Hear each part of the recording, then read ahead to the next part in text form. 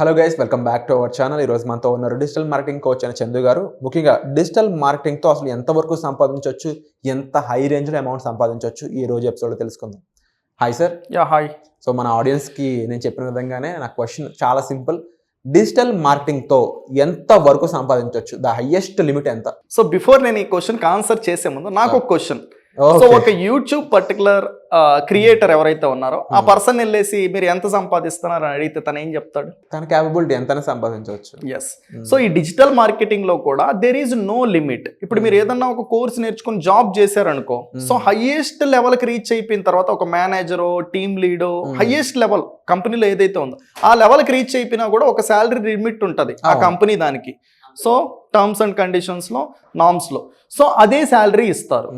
ఓకేనా? సో దాన్ని మనం గెస్ చేయొచ్చు. సో ఇక్కడ ఏంటంటే దేర్ ఈజ్ నో లిమిట్. ఎంత కష్టపడితే, ఎంత స్కిల్స్ గెయిన్ చేస్తే అంత పాసిబిలిటీ అయితే మనకి ఎక్కడైతే ఉంది. సో అది 5,000 రూపాయలైనా మీరు సంపాదించవచ్చు. ఓకేనా? 5 లక్షల రూపాయలైనా సంపాదించవచ్చు. ఓకేనా? So there is huge possibility, but skills is important here. So డబ్బులు ఎప్పుడూ కూడా ఏంటంటే ఎలా అదర్ పీపుల్ మనకు పే చేస్తారంటే స్కిల్స్ బట్టే. సో ఏదో మనకి ఎక్స్పీరియన్స్ ఉంది, ఎక్స్పీరియన్స్ ఉంటే ఎవరికి కావాలి? ఆ ఎక్స్పీరియన్స్ అనేది వాళ్ళకు ఉపయోగపడకపోతే ఏం లాభం? సో ఆ స్కిల్ వాళ్ళకి ఎంతైతే ఉపయోగపడుతుందో, వాళ్ళకి ఎంతైతే కాంట్రిబ్యూట్ చేస్తుందో దానికి తగినట్టు మీరైతే ఎర్న్ అయితే చేయొచ్చు. సో ఇలా ఎర్న్ చేయాలి అనుకున్న టైంలో డిజిటల్ మార్కెటింగ్ని జస్ట్ ఒక చోట యూజ్ చేసేది కాదు. ఇది చాలా ఇన్ఫినైట్ పాసిబిలిటీస్ ఉన్నాయని చెప్పేసి మీరు చెప్పడం జరిగింది ప్రీవియస్ ఎపిసోడ్లో. మీరు ఏమైనా చెప్తారు? మీ స్టూడెంట్స్ కానీ ఎవరైతే లీడ్స్ జనరేట్ చేసుకుని, ఎవరైతే ఇప్పుడు బాగా సక్సెస్ఫుల్గా ఉన్నారో మీ దగ్గర నేర్చుకుని, వాళ్ళు ఇప్పుడు ఏ సెక్టర్లో పనిచేస్తున్నారు, ఎంత బాగా ఎర్న్ చేస్తున్నారు? సో ఇక్కడ చూసుకున్నట్టయితే మనకి డిజిటల్ మార్కెటింగ్ నేర్చుకున్న తర్వాత ఏ పెద్ద కంపెనీ చూసుకున్నా, ఏ చిన్న కంపెనీ చూసుకున్నా ప్రతి ఒక్కరికి డిజిటల్ మార్కెటర్ కావాల్సిందే.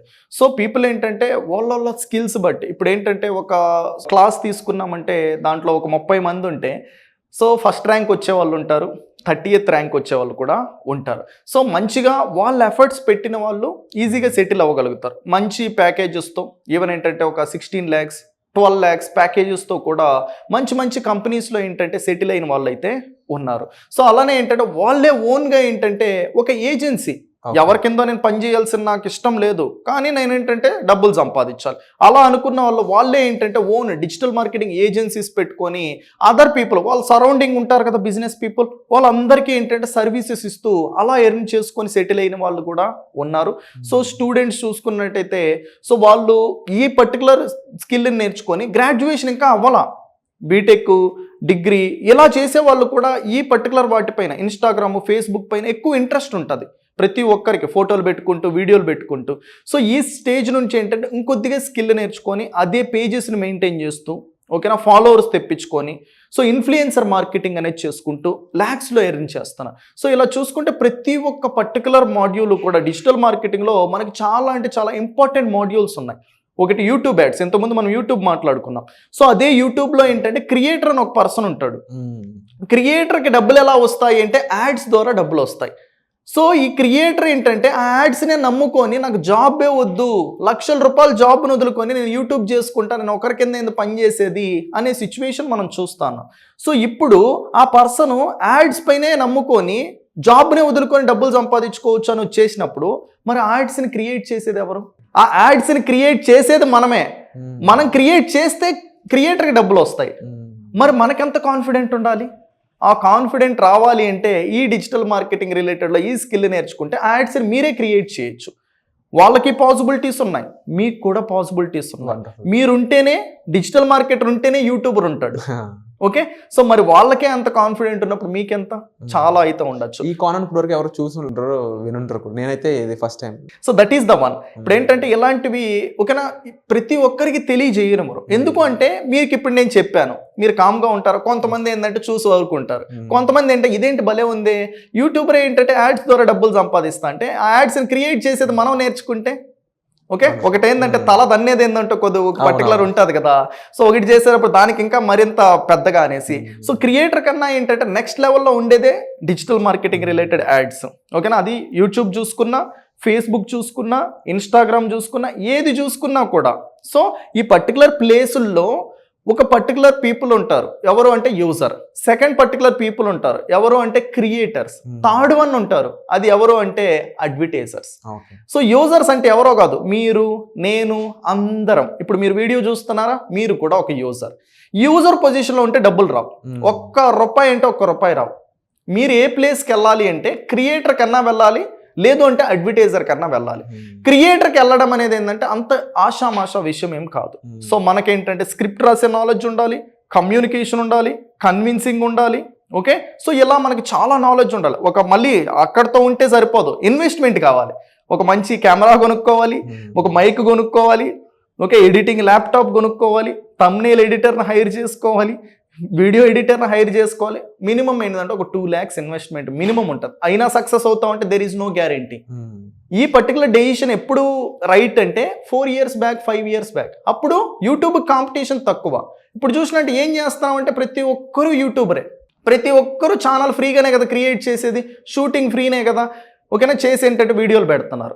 సో కాంపిటీషన్ పెరిగిపోయిందా? మళ్ళా ఇక్కడ తప్పు. మనం ఎప్పుడూ కూడా ఏం చేయాలని చెప్పా, కాంపిటీషన్ తక్కువ ఉండాలి, ఆపర్చునిటీలు ఎక్కువ ఉండాలి. సో ఇలా ఉండేది చూస్ చేసుకోవాలి. ఇప్పుడు ఏంటంటే వీళ్ళందరూ ఇక్కడికి మూవ్ అయినారు, ఎందుకు, ముందు అందరూ ఇక్కడ వర్క్ చేస్తున్నారు, యూట్యూబ్ క్రియేటర్గా డబ్బులు లక్షల్లో వస్తాయి అని వినేసి. ఇప్పుడు ఏంటంటే పీపుల్ ఎవరైతే ఈ ప్లేస్లో యూట్యూబ్ క్రియేటర్స్ ఉన్నారో వాళ్ళందరూ కూడా ఏంటంటే డిజిటల్ మార్కెటింగ్ సైడ్ మూవ్ అవుతున్నారు.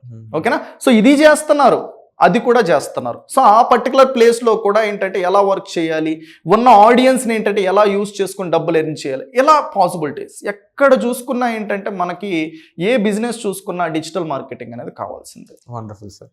సో ఇక డిజిటల్ మార్కెటింగ్ అనేది ఎంత ఇంపార్టెంట్, ఎంత క్రియేట్ చేస్తుంది, దీనిలో ఎంత రోల్ ప్లే ఉంది అని తెలిసాక దీన్ని ఏ విధంగా నేర్చుకోవాలి, దీని బిగినింగ్ ఎలా ఉంటుంది. చాలామంది కోర్స్ అనగానే భయపడుతూ ఉంటారు, మళ్ళీ పెద్ద కోర్స్ అనగానే. ముందు చాలామంది ఆగిపోయేది ఏంటంటే అమ్మో మనకి ఎందుకులే కొత్తది, ఇలాంటి విషయాలతో ఆగిపోతుంటారు కదా. ఇలాంటి వాళ్ళకి ఏం చెప్తారు? ఈ కోర్స్ అనేది ఎంత సింపుల్గా అర్థమయ్యే ఛాన్స్ ఉందంటారు? నిజంగా సింపులేనా, ఎలా ఉంటుంది? సో ఇక్కడ ఏంటంటే సింపుల్ అంటే చాలా సింపుల్ అయితే ఉంటుంది. ఎప్పుడు అంటే సింపుల్గా చెప్పే పర్సన్ దగ్గర నేర్చుకున్నప్పుడు, ఓకేనా. సో ఎప్పుడూ కూడా ఒక టాపిక్ని ఇచ్చేసి ఎక్స్ప్లెయిన్ చెయ్యి అనేసి ఇద్దరికి చెప్తే ఒక పర్సన్ ఏంటంటే చెప్పినప్పుడు మనకు అర్థం అవుతుంది, ఇంకో పర్సన్ చెప్పినప్పుడు అర్థం కాదు. ఇక్కడ ఏంటంటే చెప్పే పర్సన్ బట్టి ఉంటుంది. సో ఇక్కడ ఫస్ట్ థింగ్ చూసుకుంటే ఎటువంటి కోడింగ్ లాంగ్వేజ్ ఉండదు, జీరో కోడింగ్. సో ఆ కోడింగ్ లేకుండా ఏదైనా ఒక పర్టికులర్ స్కిల్ నేర్చుకుని మంచిగా సెటిల్ అవ్వచ్చు అంటే డిజిటల్ మార్కెటింగ్ అనేది అయితే ఒకటి చెప్పచ్చు. సో ఈ డిజిటల్ మార్కెటింగ్లో మనకు కావాల్సింది ఏంటంటే clear process, step by step road map.